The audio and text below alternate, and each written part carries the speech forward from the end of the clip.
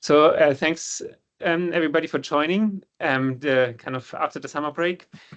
We're gonna kickstart this again with a speaker from Leipzig, Marianna Schmidt. She is at the Max Planck Institute for Cognitive and Brain Science in the neurophysics department, I believe, which is also the department that I was in when I did my PhD 10 years ago.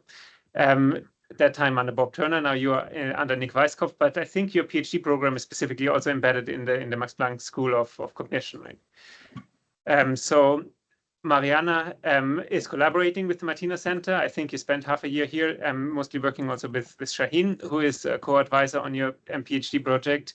And your PhD project involves, I understand, a wide spectrum of different advanced methods, like 7T imaging, of course, diffusion, fMRI, high-resolution fMRI. So today, Marianna is going to talk about specifically on the fMRI part, specifically on functional connectivity, mesoscale functional connectivity.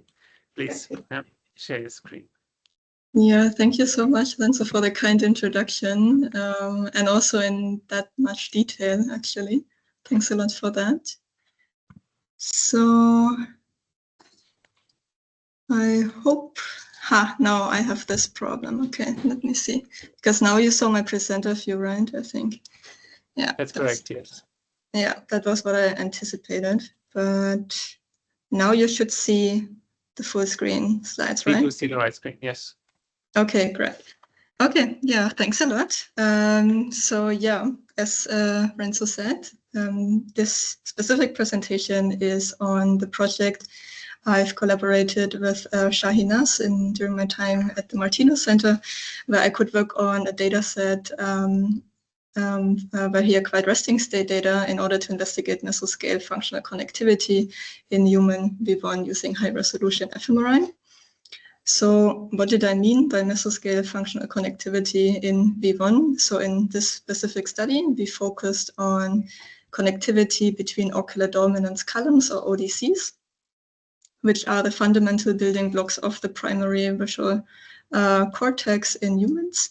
And ODCs are neuronal ensembles that preferentially are getting information from one eye over the other. And they are called columns because they extend throughout cortical thickness.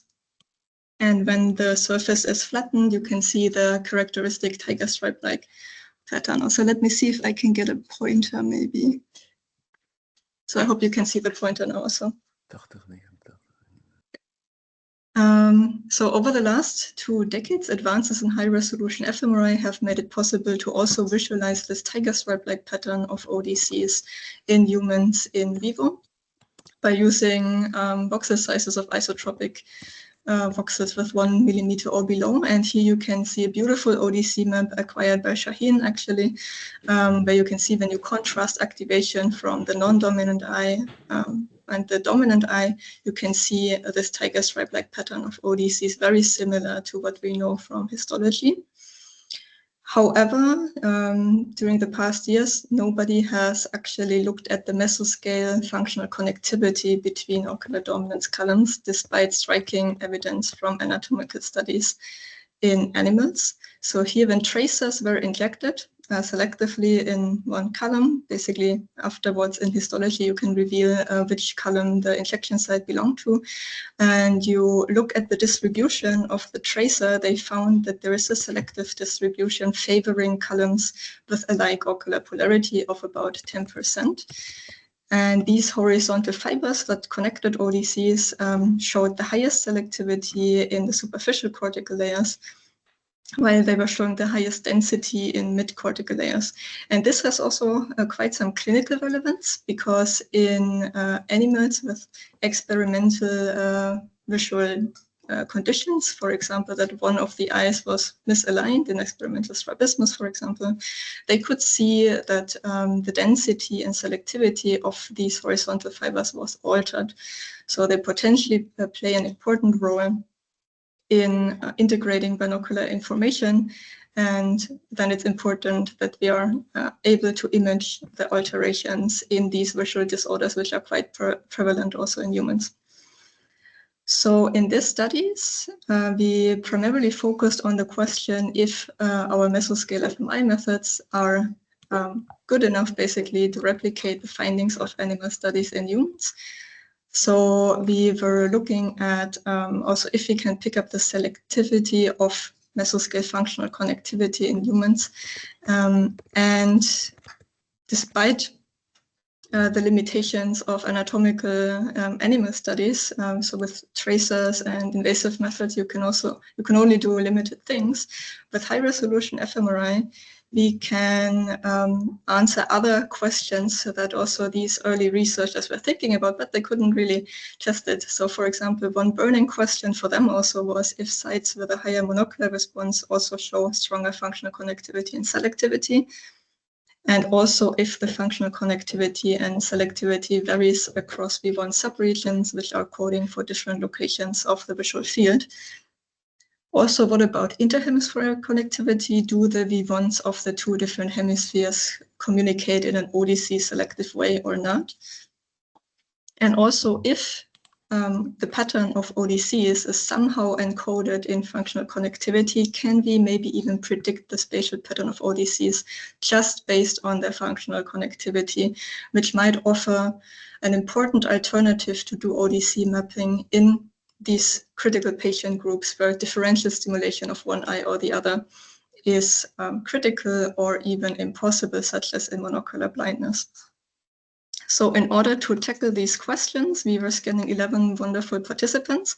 And first we did a structural scan at 3T with like 1 millimeter isotropic voxel size. And we used the scan to reconstruct the cortical surface at deep, middle, and superficial depth levels.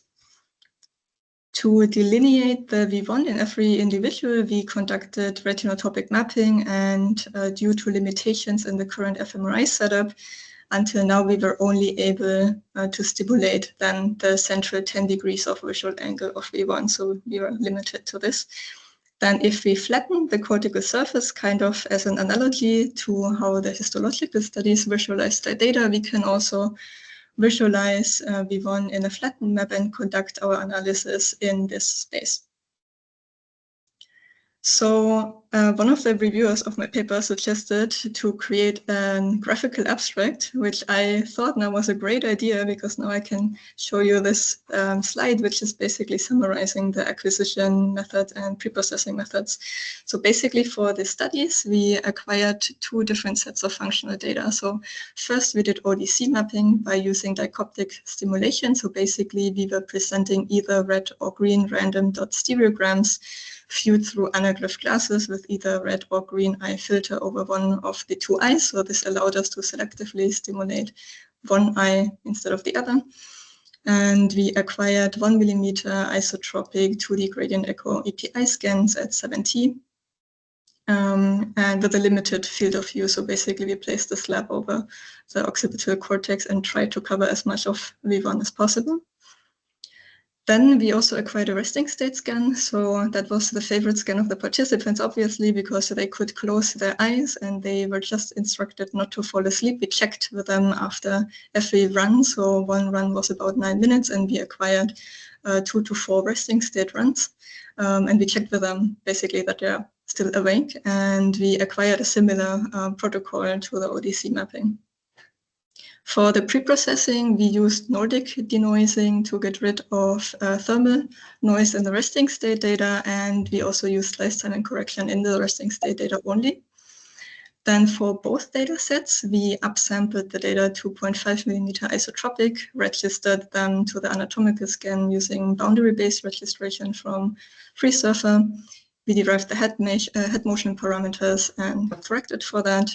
For the resting state data, we also derived white matter signal that we could use as a covariate then in the functional connectivity estimation. And for the ODC mapping data, we did intensity normalization. Then again, for both data sets, we sampled the data to 11 cortical layers. And to increase the signal to noise ratio and just look at deep, middle, and superficial cortical depth levels, we used radial smoothing between the deep, middle, and superficial layers. Then again, I wanted to show you the ODC map that we can derive basically from a surface-based TLM from a free surface FS-fast, where we contrasted here the activation due to stimulation of the dominant eye versus non-dominant eye, and you can see this tiger stripe-like pattern. And here also might be a little bit clearer that the highest effect sizes are in the center of columns, which is known also from animal studies, basically, that the monocular response is highest in the center of colors, and we could also pick up this distribution. For the resting state fMRI data, this basically gives us time series data of spontaneous signal fluctuations in every vertex of the surface. And then to compute resting state functional connectivity, we adhere to the old principle of what fires together, wires together. So we were extracting the time series of a seed vertex and correlated it with the time series of a target vertex. And we used Pearson partial correlation, including head motion and white matter signal as covariates. So with our resolution of 1 millimeter isotropic, we are ending up with about 8,000 seeds per V1 per hemisphere, which is 32 million correlation coefficients per hemisphere per run. So this is a massive data set. And in order to make sense out of the data, we were taking the mean over correlation coefficients corresponding to different variables of interest. So first, we wanted to look at differences in distance between the vertices of the vertex pairs. So we were computing the Euclidean distance between the vertices, and we were taking 10 distance quantiles from short to long range. And for all our analysis, we excluded vertex pairs with a smaller than 3 millimeter distance to get rid of bias from the fMRI point spread function, or to minimize it at least. Our main variable of interest was relative ocular polarity. So whether vertices shared the same alike ocular polarity, or they were corresponding to different types of ODC, so unalike ocular polarity, which is basically a binary variable derived from the ODC mapping session. The last measure of interest was ocular dominance index. So we wanted to check for the differences in the strength of the monocular response. So we derived this also from the ODI mapping sessions, and we were also taking 10 quantiles of the beta values for either non-dominant eye dominated activation or dominant eye dominated activation. And then we got from this 55 possible combinations. So either here you can see from highly responsive to non-dominant eye stimulation. Here both vertices are lower responding to non-dominant eye stimulation, and here it is high to low. So by this we got these 55 categories. So let's finally have a look at the results. So here I show you the level of functional connectivity, so basically the correlation coefficients which were C-transformed as a function of distance from short to long range. And what you can see on the first case is that functional connectivity is decreasing with increasing distance. Very well expected. But what you can also see in this graph is that for every distance quantile, the white bar, which corresponds to alike or the same ocular polarity, is slightly larger than the one corresponding to unalike, so left to right eye connections. And when we normalize this functional connectivity to the overall connectivity in V1, we can see overall positive selectivity values with the maximum of 8% selectivity, which is also highly in accordance with the animal studies. And interestingly, what we can also see in our study, and what was not known from the tracing studies, is that these selective connections between ODCs persisted up to the longest distance quantile, which is 4 centimeters. So electrophysiological studies reported like distances of up to 2 centimeters when they were correlating single cell recordings, and we could see it even persist up to 4 centimeters based on resting state functional connectivity. And this is far beyond the span of a single monosynaptic fiber or the size of a receptive field. So there seems to be the distribution of like selective functional connectivity over multiple hubs. So far so good. We could replicate the findings of animal studies, But does this selectivity depend on the strength of the monocular response? So here I'm showing functional connectivity as a function of the ODI, or strength of the monocular response, of one vertex and the other one. And you can see that functional connectivity is increasing for increasing ODIs. And this pattern persisted over all depth levels, from superficial to deep cortical depth. And functional connectivity was generally higher at middle cortical depth, where also the density of horizontal fibers was higher. Also, as expected from the previous graph, functional connectivity was generally higher for alike ocular polarity rather than unlike ocular polarity. And if we subtract the values from each other, we can see positive selectivity values throughout. This selectivity was not dependent on cortical depth, so that difference was not significant, but we could see that selectivity also increases with increasing ocular preference strength, or ODI, which was a new and interesting finding to us.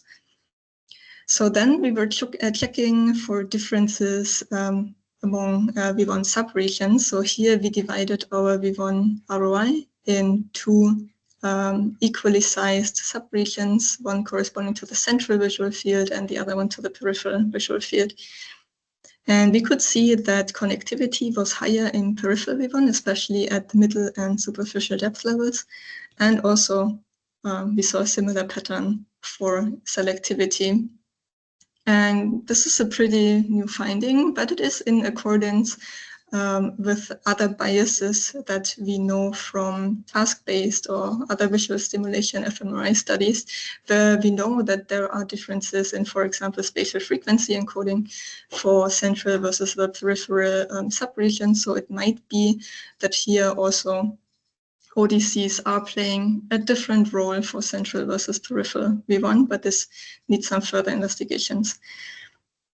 We were also looking at interhemispheric connectivity between the two central portions or the peripheral portions of V1, and we could see a similar, a little bit different pattern. So again, higher connectivity for peripheral V1 versus central V1.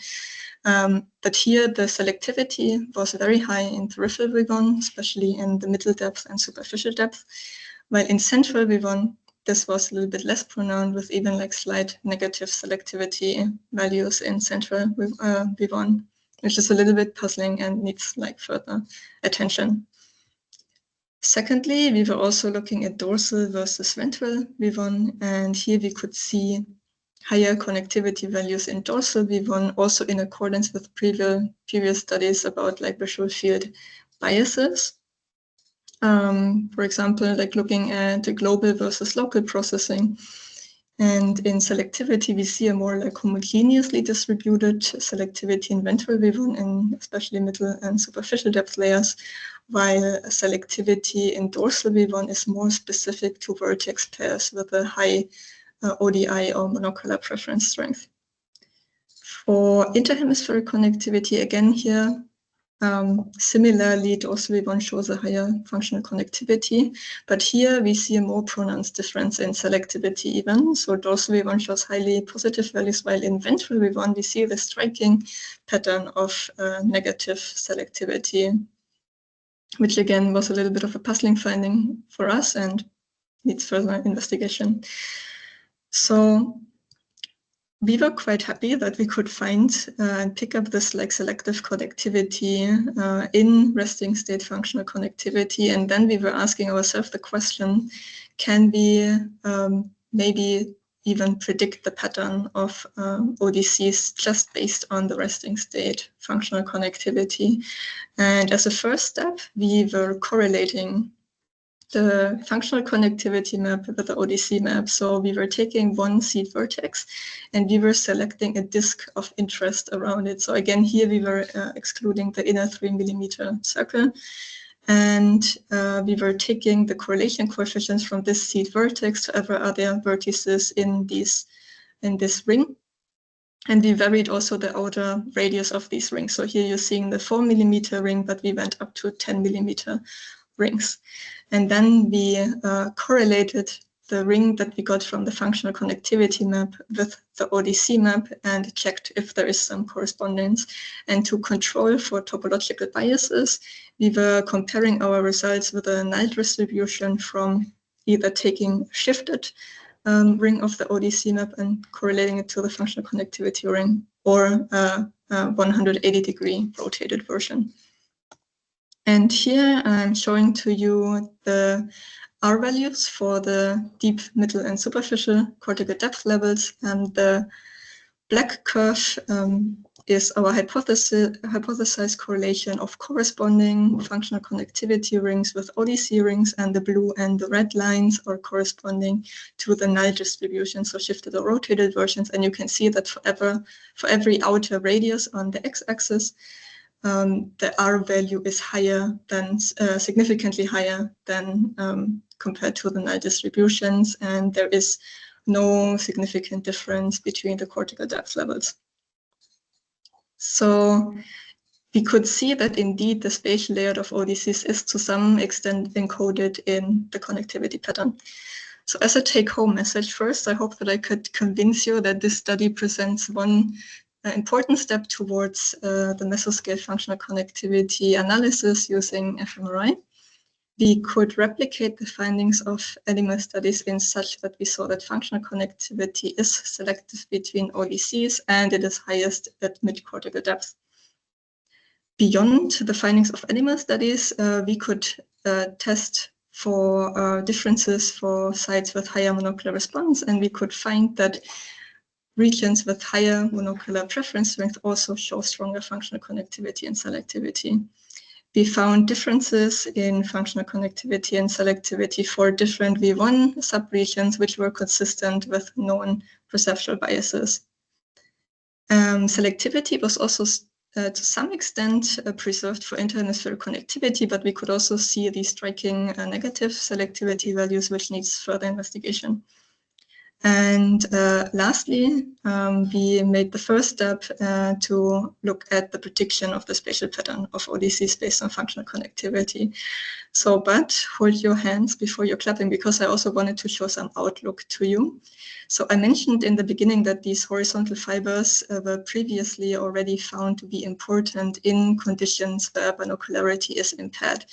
And one very prevalent case is the case of amblyopia. So amblyopia is a visual developmental disorder, basically, where the brain prefers the processing of input information from one eye over the other. And amblyopia often results from impairments of binocularity in early childhood, so either due to eye misalignment or differences in refractive error between the two eyes, or even occlusion of one eye completely. And I had the pleasure to scan some of these patients during my stay in Boston. And what we could see strikingly was that in amblyopic strabismus, so eye misalignment basically, functional connectivity was dramatically reduced over all distance levels. There was no interaction between distance and cortical depth level. But this is in accordance with these early tracing studies, which found a selective reduction of horizontal fibers in monkeys with experimental strabismus. As a next step, here we are also developing methods to image intracortical myelination, and with like multi-parameter mapping, where we are acquiring different sequences with different contrasts, we can derive surrogates for intracortical myelin content based on the R1 value, or iron content, the R2 star values, while both of these contrasts are not only like markers for myelin or iron. There's always kind of a mix, but they can be seen as surrogates. So in these patients, I could also acquire 0.6 millimeter resolution data with these protocol. And this is about the resolution where in some participants you can see the stria of Gennari, and in some you can't. So here, this is the calcarine sulcus, and where the green arrows are pointing to, you might see this hyper intense stripe. that is running here. And if I'm fitting my depth level to it, this is exactly at mid-cortical depth. And here at the border of V1 and V2, you can somewhat see that this like stripe is ending.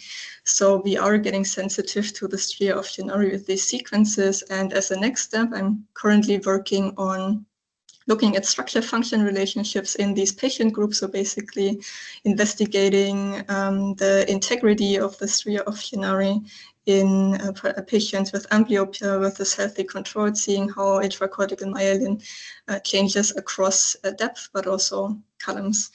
So just as a small outline, and I think, yeah, with that, I would like to thank you for your attention, and I'm very much looking forward to the discussion now.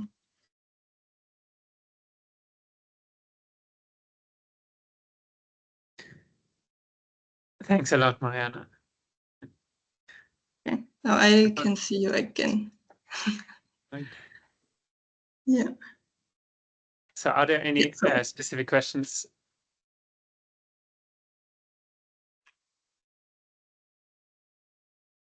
Maybe I can have one question at the beginning.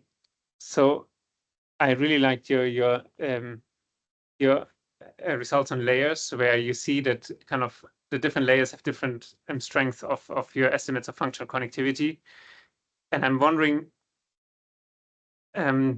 whether some of those differences might be partly coming from kind of the way how the data are acquired. Like, for example, in like the superficial layers usually have most of the CSF partial voluming, which introduces a lot of physiological noise and might thus kind of dampen the connectivity strength.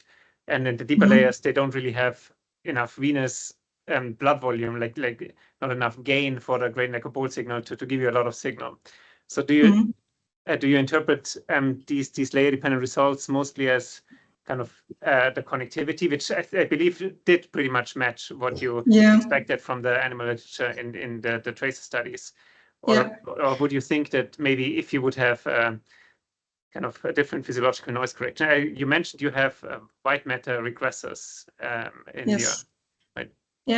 Yeah. So yeah, first of all, thanks for bringing this up. This is a very important question, and I think this is also one very interesting result of this study. And so I genuinely believe that resting state functional connectivity is a mix of many, many different things that are going on. So it's definitely not only functional connectivity between ODCs.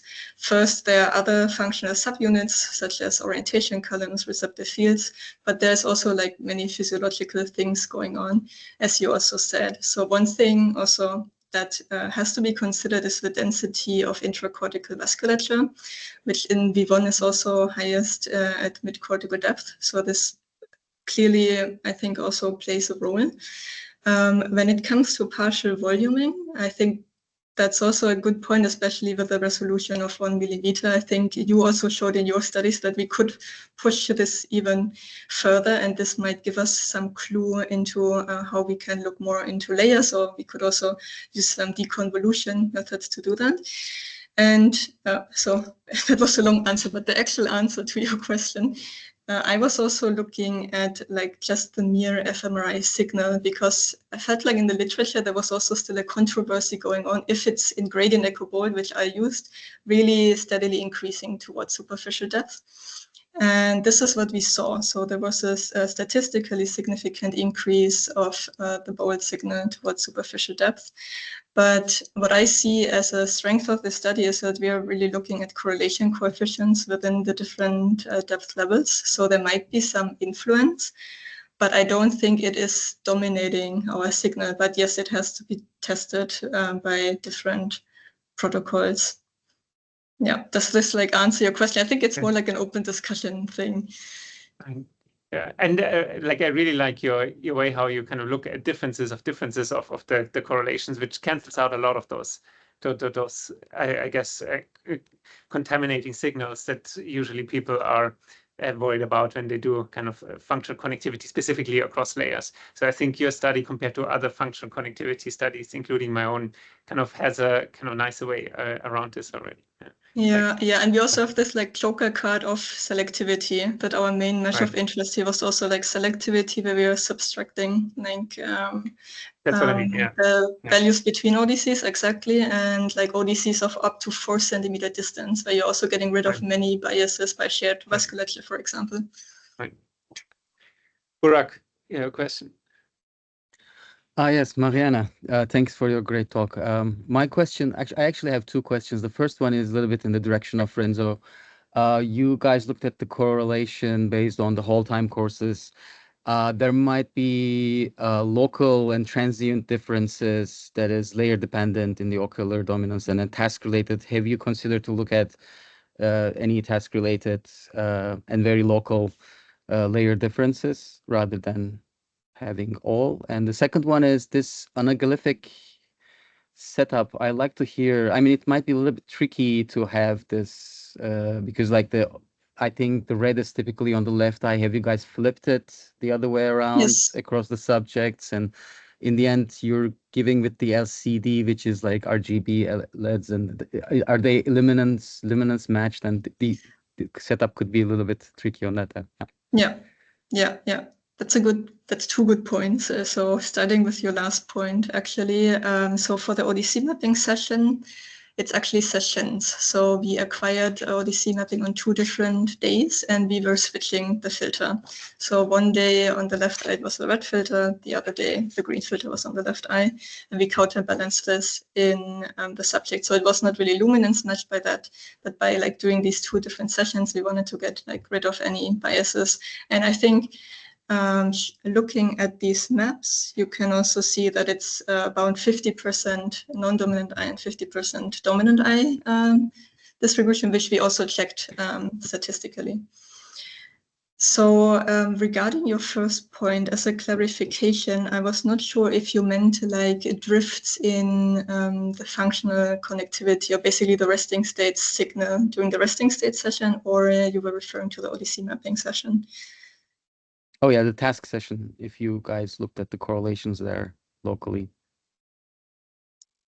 So we didn't correlate time series with each other. So we didn't look at functional connectivity during tasks, but that's very interesting. And we were also thinking about checking that, because we would hypothesize that selectivity is even higher in connectivity during a task. That was also shown in electrophysiological recordings in animals by Wolfsinger, for example.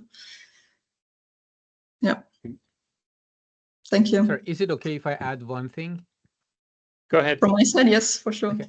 So it a little bit depends on the nature of the task. So if the task is monocular, we probably see even a stronger correlation. But if the task is binocular, we probably lose all of the correlation. Because, the task-driven correlation is much stronger than resting state. And then the selectivity that we are dealing with will probably, go away when both eyes are receiving the same type of input. So we really need to get rid of every visual signal to see this selectivity.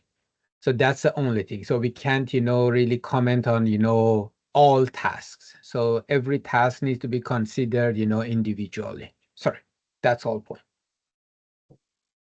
Yeah. Yeah, also, there might be also some amplitude modulation across layers too. I mean, the correlation, they might be both correlated, but the levels of amplitude might be different. Yes, definitely.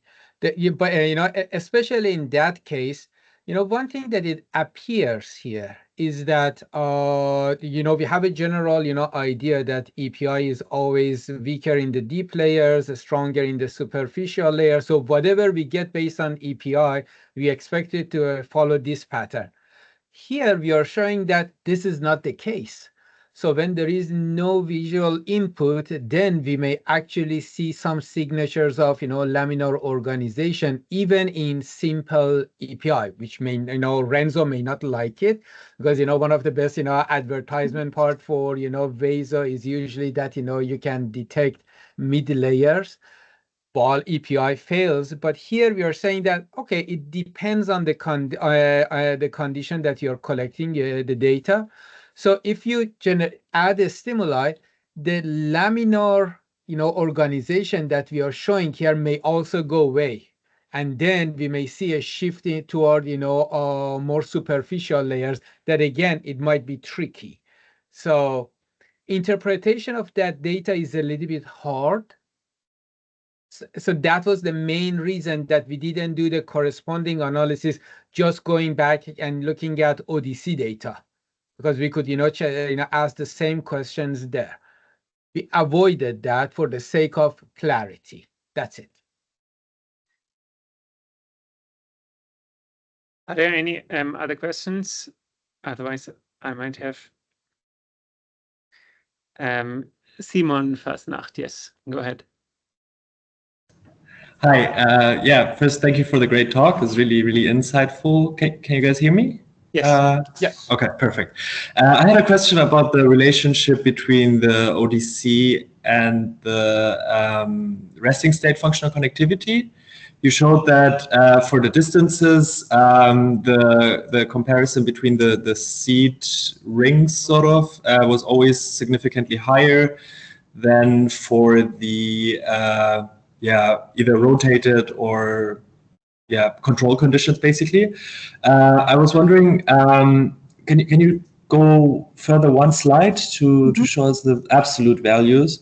Do you, just intuitively, your prediction, do you think it will be possible to actually reconstruct, get some metric of reconstruction accuracy with these? I think for the best case is 0.16, or will we get there? Is that the goal here? Yeah, so you can already see from Shaheen's smile, if you noticed, that we both love your question, because this is exactly like one next step for us.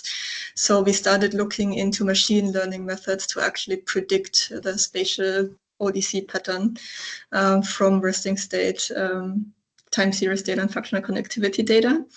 So our ultimate goal would be, right, that we can predict the ODC map from fMRI merely for each individual subject. But you have to note that the ODC map is highly individual. So the width of ODCs varies a lot between individuals, and also the spatial layout varies a lot. So we have a very limited amount of subjects that we can train on. So for now, we were taking our 11 subjects basically and trained machine learning algorithms, very different ones. We tried that first in order to predict the ODC map then of a new data set of another participant. And I can give you like a teaser that it works to some extent. So for example, some areas of the ODC map, you can see a corresponding stripe pattern that is corresponding to the ODC map, but it's not perfect yet. So we just started working on that, but that's definitely an interesting area to explore. And with this analysis, we just wanted to do the very first step and first check if there is spatial correspondence, and just did spatial correlation of the two rings. That's really cool. Thank you very much. Thank you. Sir, Marianna, I just want to add that. Can you please, tell us why this approach is actually important? You mean prediction of the ODC? Yes. Yeah, thank you, my dear PI of that project, that you're asking this question. Yeah, we have critical patient groups, as I said, and Renzo was in a very detailed way lining out my PhD thesis, but the actual focus in the beginning of my PhD was to look at monocular blind patients, where you cannot derive an ODC pattern based on this dichoptic stimulation, because you can only stimulate one eye, and then you can just do like a baseline contrast to the visual stimulus. And these like single conditions throughout the last decades were challenging to really resolve like columnar organization based on a single condition. So instead of using visual stimulation, our idea was that if you can just do a resting state scan, I don't know, 9 minutes to 30 minutes, something like that, and by that only, because the ODC map is encoded in the functional connectivity, that we can use this to predict the ODC map and also check for plasticity that might be going on in these patient groups. Yeah, this answer your question, Shaheen. Yeah, and it's not just about, monocularly blind. Anything that affects the binocular, balance will affect your capability to localize ODCs. So, and there's a very large range of disorders that limit our capability to localize ODCs. And because of that, we have no understanding of what is happening in V1 during those disorders. Yeah. If this method works, then hopefully we have a new insight toward, plasticity of the brain, independent of person's, perception. We can, just localize all of these structures based on resting state and then see what is happening in the brain, even if the person loses their vision completely or partially. That's it. Yeah, here just as an advertisement and to highlight your point, this is a recent study by Shaheen where he did ODC mapping in strabismic amblyopia, so basically impaired binocularity, where you can see compared to participants with intact vision, where we see this 50-50 response distribution of dominant eye versus non-dominant eye response. Here we can see like this clear bias towards simulation of the fellow eye, the stronger eye. In contrast to the weaker eye or the amblyopic eye. So you can't really see this tiger stripe pattern anymore, even though we know from histology that this structural organization of ODCs should still be somewhere there. So the question is how does the functional connectivity look like? Are they now communicating in this way, or are we still able to derive the ODC pattern? For example, also using PCA, machine learning methods, whatnot. We can explore different things here, I think. Tyler, do you want to go next? Sure. Yeah, this may be one of the future steps that you all are talking about, but I was curious, when you're trying to do the predictions, the analyses that you've shown so far are kind of isolating layers individually and then trying to do predictions of elsewhere in the resting state map. But obviously, what is potentially something that you're interested in is the connections between the layers. So I was curious if you've already done or if you plan to do these same prediction mechanisms or machine learning algorithms, but taking into account the fact that layers are working together either the same or differently in these different cases. Yeah, thanks a lot for bringing this up. And we also think that this is an important point. Adding also some insights into the columnarity. So there has been also one paper in the past discussing what it actually means to be a cortical column. So, and we always thought it's like this distribution of cells responding to a different kind of visual stimulation across depth. So what you see here. And we would also suspect that then functional connectivity between these layers is strong. And we checked for, we call it like radial functional connectivity. And we have looked at that, but only in the first steps here already. So we were correlating the different layers with each other. But also here, there is some significant partial voluming, and I think we also need to be a little bit careful about that. So I think that in the future, also like deconvolution methods could add important insights here, and then maybe going to radial functional connectivity. So we haven't incorporated this for the prediction yet. But thank you for this valuable point. We have another question from Rohit. Yeah, hello. Thank you, Marianna, for this great talk. It was really insightful. I was just inspired by the discussion that was going on earlier about using the resting state to help localize columns without the need for stimulation. In many other cases, disorders where you don't see on normal ODCs even after stimulation, like in amblyopia. In many cases, if you seek a columnar functional connectivity or some kind of selective connectivity between columns, how would you kind of validate that this is ocular dominance, so to say?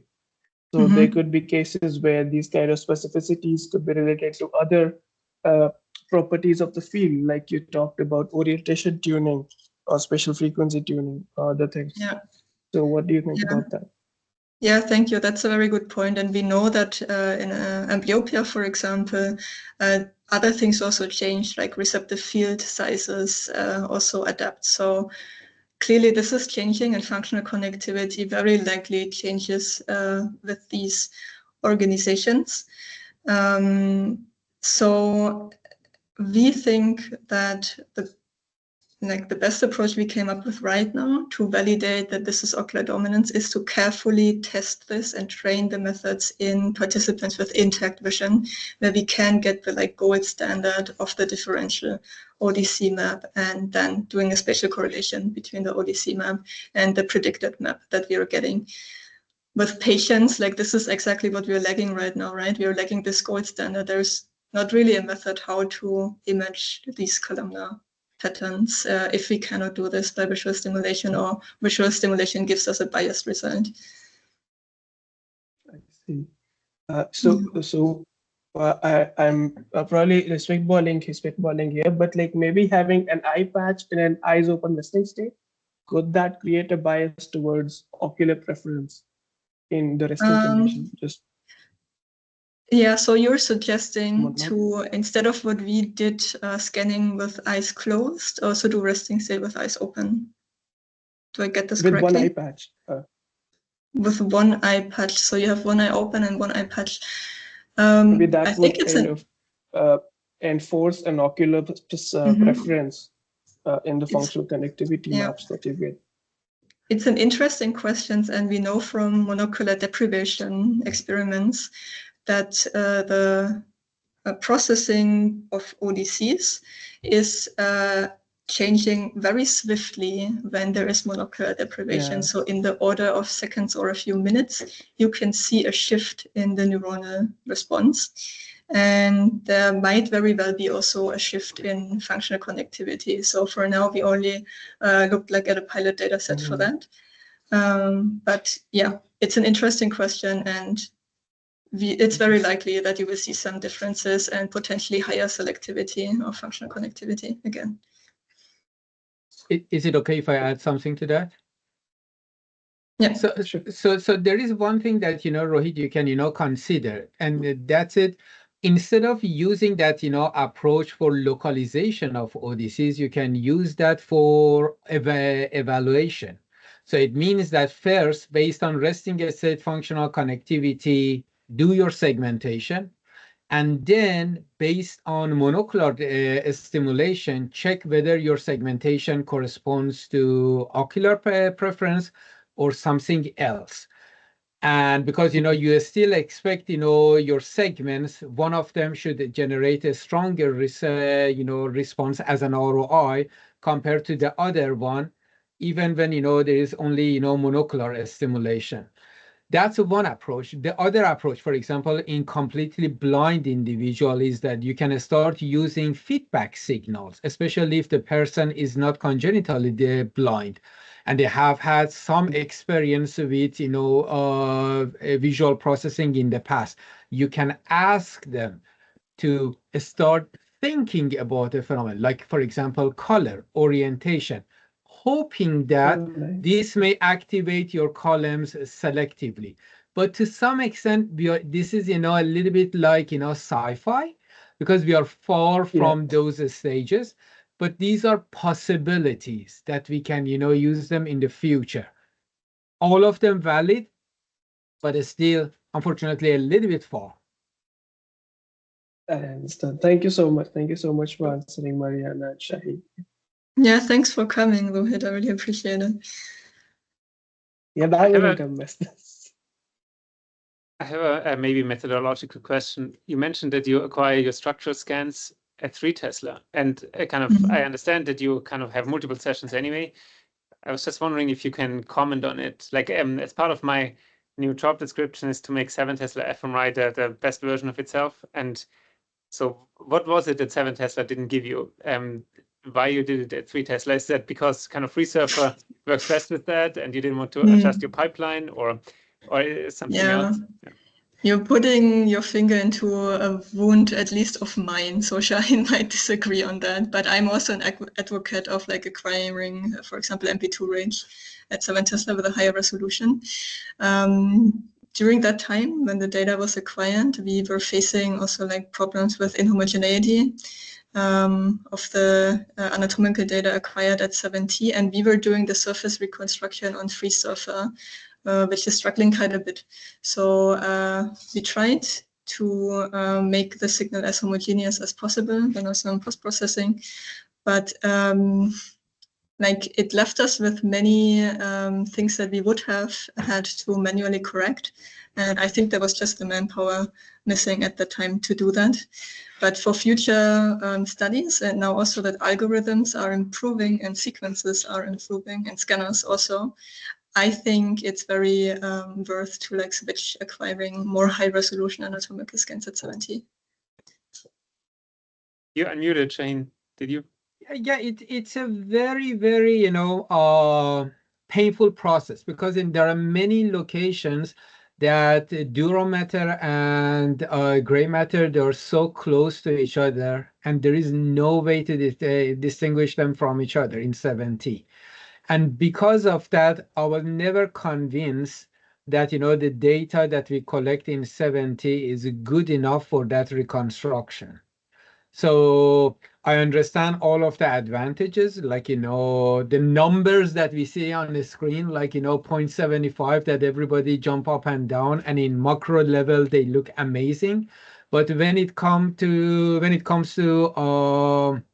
these details, that is super important for layer fMRI, I think that 7T data is not that good. Okay, so let me be more correct. Say that the 7T data that I collected at this time is not good. Maybe other people can do it. Maybe in future we actually do that, but it should be very, very carefully processed.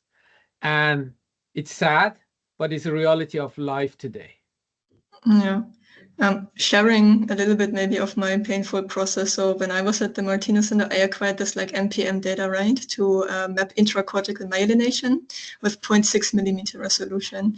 And I tried to use the surrogate map, so the R1 map, to segment my layers with a 0.6 millimeter resolution. And in some participants, we can even see the sphere of Gennari as an anatomical landmark, where I can see then does my mid-cortical layer fit the sphere of Gennari as like some of an indicator that it's working.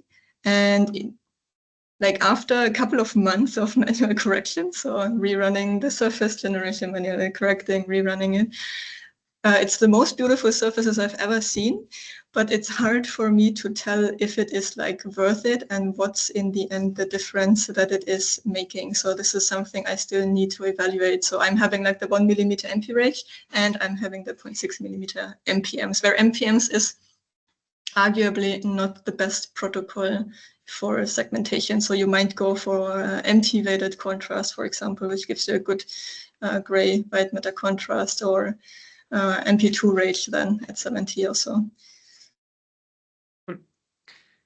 Maybe another free surfer question. Or one thing I was confused, you talked about kind of the distance of the connectivity, which is really cool.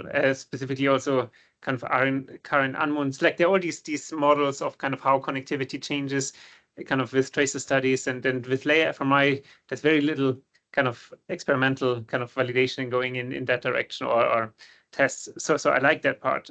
Though you mentioned that you're looking at the Euclidean distance.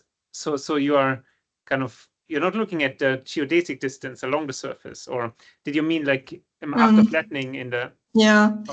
Sorry, yeah, that might be a misunderstanding. It's after flattening. So when we're going from the folded surface, basically we're using this MRIS flatten algorithm from free surfer to go to the 2D flattened cortex, and then it's the Euclidean distance on the flattened map, which is actually corresponding to geodesic on the folded surface. Yeah, sorry for that. Yeah, that makes sense. But then the flattening kind of distorts it a bit, right? So you kind of have a distance amplification depend. Okay. Yes. So this is why I was hesitant to put like centimeter and millimeter. So there's always some distortion and interpolation going on. I think in the end I did it. So you might have spotted that at my slides. There is like centimeters, but yeah, there is always some interpolation going on. And also one point that, minimizes that, distortion is upsampling. And that upsampling help us a lot with that distortion. This is something that, we showed it in that, Wang paper 2021, that, the higher the level of upsampling before flattening, then the flattened map becomes more homogeneous and, you see those distortion less often. Okay. So wait, you're saying the distortion is partly coming from kind of the varying distribution of vertices per voxel, and if you have higher voxels, then that is equalized. So you're saying that higher vertices, right, not right. higher voxels, higher vertices. Right. Yes. Yeah. So it's not really a kind of flattening distortion due to the folding pattern of the cortex. Then, like, ultimately, it's a ball, right? If you flatten it, there will be that distortion on top of it, which I guess. But that level of distortion, I guess, can account for it as well.